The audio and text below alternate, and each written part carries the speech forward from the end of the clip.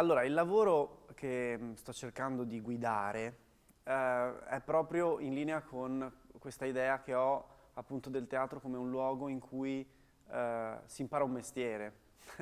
Non è un caso che nella commedia poi ci siano degli artigiani che mettono in scena uno spettacolo, perché il teatro è un mestiere artigianale e come tutti i mestieri artigianali c'è un unico modo di apprenderlo ed è sul campo.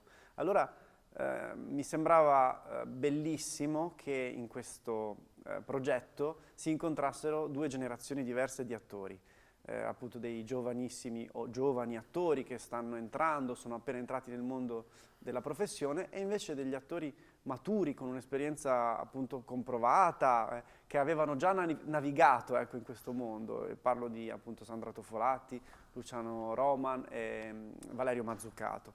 E quindi il lavoro in qualche modo è anche costruito su questo scambio.